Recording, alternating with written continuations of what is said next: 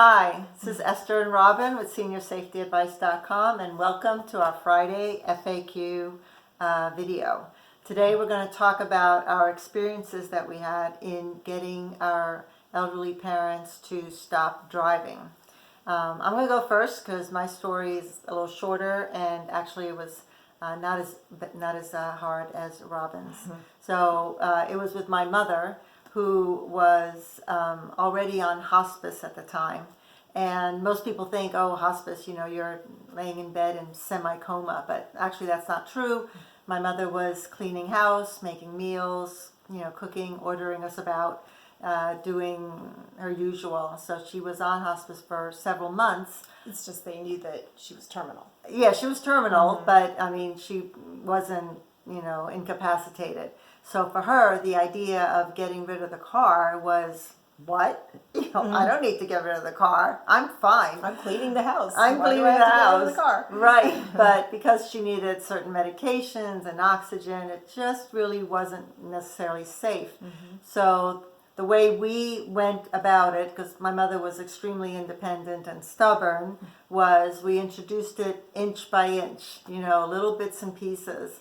The idea that eventually at some point we would have to get rid of the car, and it would be nicer if we did it sooner. And she, anyway. Nicer if she was agreeable. Yeah, well, yeah, that was another story.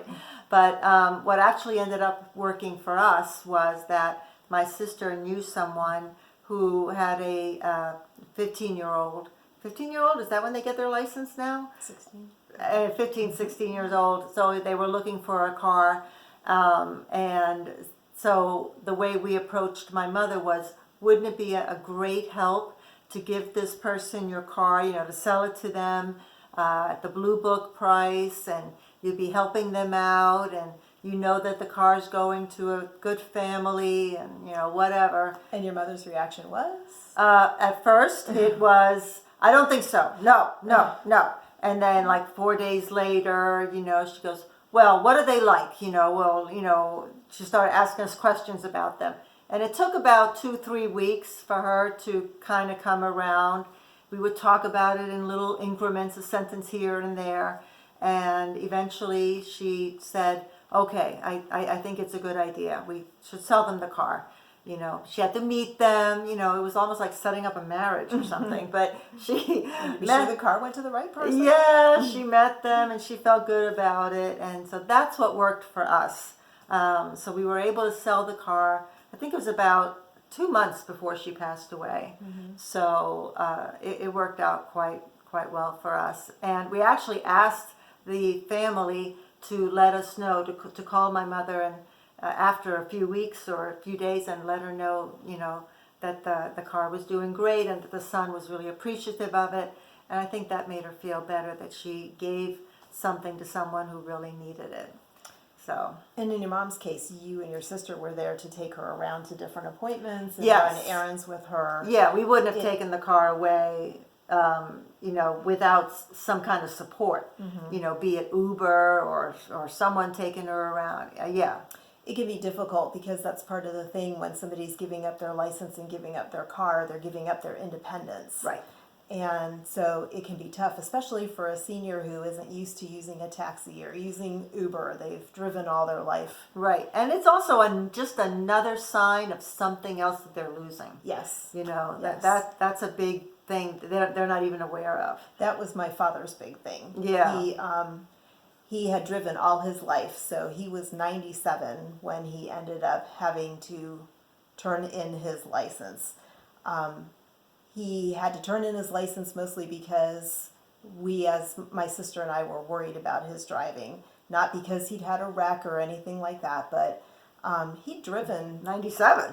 Yeah, he'd driven for more than 80 years, and his job was to drive. He was always a route salesman, so he delivered milk at one point in his life. He was a milkman. He delivered bread to grocery stores at one point. He did uniform supply. He always was driving. And in that 80 plus years, he had one traffic ticket. And that was long after he was retired. So, I mean, it wasn't that my dad was a bad driver. But as he got older, the last 2 years or so of his life, just like everybody start to slow down.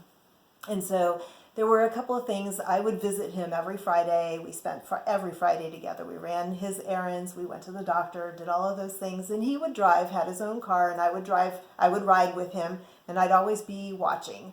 But there were things he would do, like the one time he pulled out into traffic, and he pulled out at like -2 miles an hour. He was practically going backwards, and it was in a 60-mile-an-hour speed limit thing. And there was somebody coming, and I'm going, "Oh my God, Dad, you gotta go, you gotta go!" And he's like, "No, no." And meanwhile, the guy is, on the horn behind us. Anyway, that was a little scary.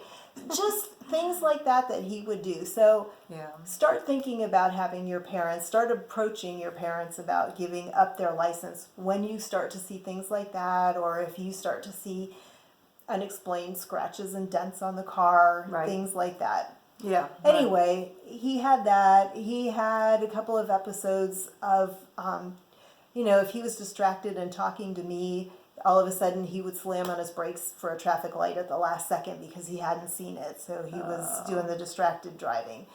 And my sister was really worried about it. And we had been talking to him off and on, like Esther did with her mom. We had been talking to him about giving up his license, but he didn't want to do it. And my sister finally gave me basically an ultimatum. And she said, we don't want to be that family that he has an accident and takes somebody with him. Right. That's always the biggest danger. So I started talking to him about that, and still he didn't want to give it up because I only lived about 5 miles from him. He felt like he was staying in that little radius and he wasn't a problem.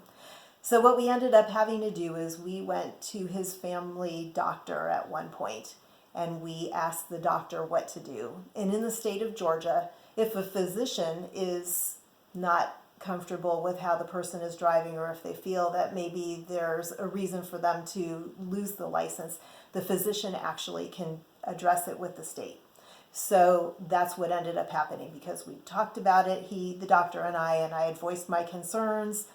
My dad was doing really well, but he had a little bit of dementia beginning that the doctor could see, and so the doctor ended up turning in the paperwork. And we never said anything to my dad, but it came in the mail not long after his 97th birthday that he had 30 days to give up his license. He was completely devastated. Aww. He talked about that really until the day he died. He lived about another 16 months or so, and he was really talking about that even within a week or two of his death. It really, really was upsetting. It still upsets me. So I would say to you, as much as possible, try to lay that groundwork, that foundation early. Hopefully it'll be like a resolution like Esther had, but it doesn't always end up like that. So understand that if you do feel your parent is a danger to themselves or to others, you in some states can have a physician do that, take the license away. Sometimes you yourself can file paperwork saying that you are concerned about the driving. It can be done anonymously. My dad did not know that we had talked to the doctor. He didn't even actually know that the doctor was the one who turned him in. And I just kept there's no asking. need for him to know that. Right. He kept asking how did they know? And I just kept saying to him, well, Dad, you just turned 97. Maybe it triggered something in the driver's license bureau. That might have been the wrong thing to do, but I think it would have been worse if he had known that we had been the ones who approached it. So, because it was such a personal issue for him. Yes. So, because at the end of the day, it's really about the safety. And not just, in this case, when it comes to cars, driving, it's not just his safety. But like you and your sister were saying, it's the safety of other people as well. And God forbid if his action caused the death or injury of another person. Right. I mean, it's not worth it. This is going to sound bad, but if it had been just my dad in an accident and you could guarantee that was one thing, but to take somebody with him, that would have been really horrible. How do you live with that? Right. So it's just not worth it. Anyway, at the end of the day, you may have to take a hard line, you may have to make a difficult choice, but if it's going to help others stay safe, you have to make that choice. Right. So we wish you luck on that. Yes, if you in have your to address particular this. situation, we hope that it's not quite as difficult. We do have an article on the website about that. When should seniors stop driving? At seniorsafetyadvice.com. Right. So check it out. Make sure to subscribe to our videos. Check us out. We have put out a video every single Friday. If you have any questions, feel free to ask us. We might just do a video on it. You never know. Right, But exactly. If you have something you want to see, That's you can right. talk about it. be more than happy You to wanna do know that. about it. Right. Don't forget to also hit the like button if you enjoyed the video. Yep. And like Esther said, subscribe. That's right. Thanks. Have a great week. Bye. Thank you.